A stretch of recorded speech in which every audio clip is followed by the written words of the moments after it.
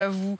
Et tout de suite, on parle des derniers confinés, fermés depuis mars, en tout cas officiellement. C'est le monde de la nuit et des boîtes de nuit. Le gouvernement qui réfléchit à un plan de soutien, mais on ne voit pas franchement le bout du tunnel de leur côté. Bonjour Émeric, chef d'hôtel, c'est votre nom. Exactement. Oui. C'est votre nom, un nom prédestiné puisque vous travaillez effectivement dans la nuit, dans l'accueil. Vous êtes gérant de la boîte de nuit chez Moon à Paris. Vous êtes aussi membre du syndicat national des discothèques et des lieux de loisirs. On a envie de comprendre parce qu'on a vu ces images qui ont circulé depuis une semaine, des images de soirées plus ou moins boîte de nuit, pas très masquées, pas très distance sociale, qui ont sans doute alerté les pouvoirs publics qui essayaient de vous aider. Où est-ce que vous en êtes aujourd'hui? Vous, votre boîte, elle est fermée, non seulement officiellement, mais aussi officieusement? Exactement, ouais, on est fermé, on est complètement fermé. C'est vrai qu'on a vu certaines images, mais ces images-là sont sorties que ce mois-ci. Nous, ça fait des mois qu'on le voit. On ne veut pas dénoncer, on n'est pas dans la délation, c'est pas notre rôle de dénoncer les autres. Mais c'est vrai qu'on a vu deux poids, deux mesures. C'est-à-dire qu'on voit des bars, restaurants faire de la boîte de nuit. En fait, ce que vous dites, c'est que c'est pas les boîtes de nuit qui sont en cause, c'est les restaurants qui font boîte. En fait, pour vous expliquer, les locaux commerciaux sont avec des lettres, sont classifiés. Oui. Les types P, c'est les types discothèques. Eux sont fermés. Donc, dans tous les cas, on peut pas faire de soirée en boîte de nuit puisque les types P sont fermés. En revanche, si on est propriétaire d'un lieu type N, type restaurant, on est ouvert. Donc à partir du moment, restaurant et bar type N. Donc à partir du moment où on est ouvert, si on voit des vidéos où il y a beaucoup de monde dedans et qu'il y a une fête qui est improvisée, c'est que l'établissement en question fait de la boîte de nuit.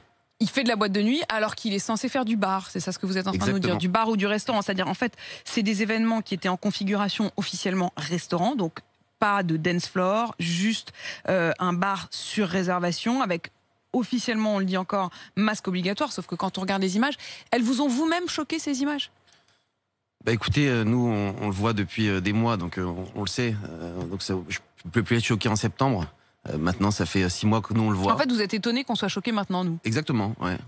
Vous vous dites, ça fait longtemps que ça se fait sous le manteau, quoi. Ça fait 6 mois qu'on explique au gouvernement que si nous sommes fermés, il y aura d'autres endroits où les jeunes vont se retrouver. Mais il y a aussi des boîtes de nuit dont on dit qu'elles ont rouvert de manière illégale. On a parlé du K-Club à Paris ou du Rasputin. En tout cas, les images sont passées sur les réseaux sociaux. Vous leur avez parlé à ces patrons-là? J'imagine que vous vous connaissez tous entre vous. Oui, j'ai parlé avec les propriétaires de The Key pour leur poser 2-3 questions, à savoir pourquoi ils ont ouvert et comment ils ont pu ouvrir. Et qu'est-ce qu'ils vous répondent? Qu'ils sont dans la légalité, que ce n'est plus une discothèque, que le format est changé, que ce n'est plus du tout un établissement où on regroupe un maximum de personnes avec de la musique et dans lequel on danse. C'est un établissement où on réserve des tables. Donc la disposition est complètement différente. L'établissement est du coup maintenant classifié en restaurant et bar. Et ça vous a convaincu? Franchement, je vois les vidéos sur BFM pour citer. On a l'impression, parce qu'on regarde la vidéo, que c'est beaucoup de monde au même endroit. En fait, non, pas du tout. Regardez bien la vidéo, vous verrez qu'il n'y a pas beaucoup de monde. Vous verrez que c'est organisé, qu'il y a des vrais box. En revanche, vous verrez beaucoup de jeux de lumière, donc c'est ce qui est impressionnant en fait. Mais dans la réalité des faits, ils ont été contrôlés. Il n'y avait rien à redire en fait.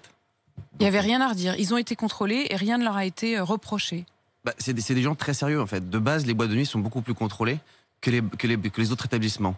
Donc quand une boîte de nuit se transforme en bar ou restaurant, forcément celle-ci est directement contrôlée tout de suite. Vous souffrez au quotidien? Quel est votre quotidien aujourd'hui? Vous êtes toujours fermé depuis mars, sans véritable bout du tunnel. On n'a pas l'impression que vous allez rouvrir demain. En tout cas, avec les inquiétudes qui planent aujourd'hui sur l'état de la pandémie. Vous en êtes où? Quelle est votre vie aujourd'hui? Écoutez, aujourd'hui je viens sur un plateau de télé pour parler de notre cas. Je pensais vraiment pas le faire et j'avais pas forcément l'envie. Là, on se retrouve avec des effets d'annonce d'aide.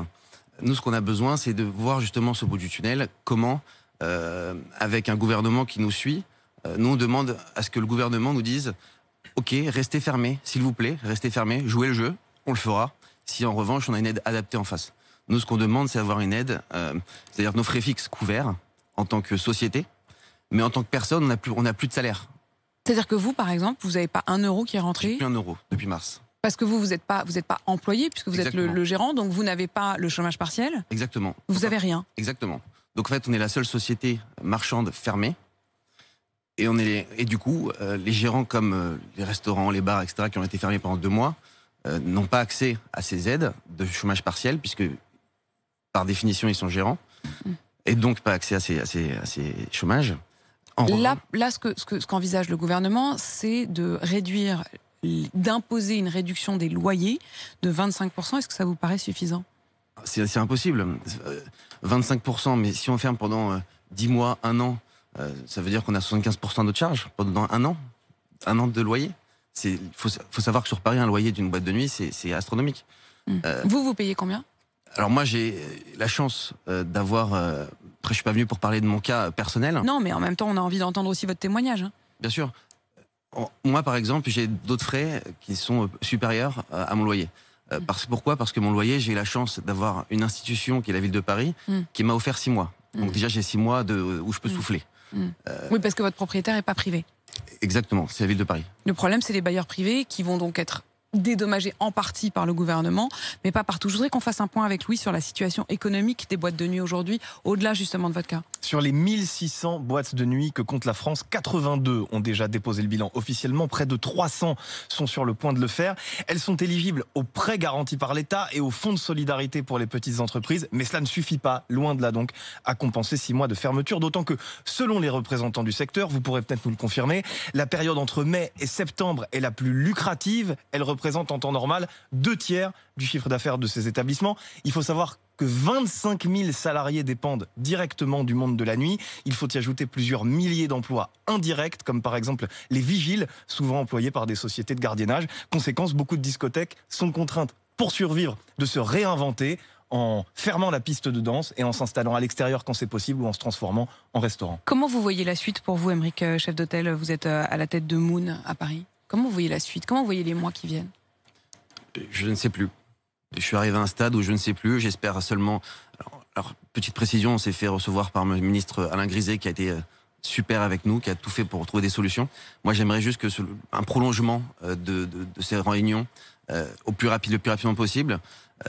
Moi, ce que je vois, c'est que sans ce gouvernement, si le gouvernement nous ferme en tout cas, on a besoin d'apports financiers en face. Tout simplement pour tenir la crise, tenir le choc. Vous pourriez envisager de transformer votre boîte de nuit, de changer de métier en quelque sorte? Je pense que je vais être contraint de le faire. Mais toute solution est bonne à prendre. Si on doit faire notre propre plan de relance, on le fera. Il y a une forme de solidarité chez vous? Oui, on s'appelle tous en ce moment en se disant qu'est-ce qu'on fait. On s'appelle tous un par un toute la journée à chercher des solutions. Il y en a quelques-uns qui ont décidé d'exprimer leur colère. Ce sera samedi. Ils veulent se joindre dans un collectif des discothèques en colère. Voilà comment il s'appelle. Se joindre à la manifestation des Gilets jaunes samedi. Ce sera votre cas? Pas du tout. Pas du tout. Vous n'êtes pas du tout dans cet état d'esprit-là? Non. On vous sent plus découragé qu'en colère en fait? Non, je me dis que la solution de se mettre avec d'autres personnes qui ont d'autres revendications, notre message va être brouillé. Donc j'ai pas forcément envie de changer de stratégie et je me dis que le gouvernement peut encore nous aider. Donc vous vous dites, vous attendez encore et vous espérez encore un peu d'aide. Merci beaucoup d'être venu sur ce plateau. Je rappelle que Aymeric, chef d'hôtel, vous êtes le patron de la boîte de nuit chez Moon à Paris. Merci beaucoup d'être venu sur RMC ce matin.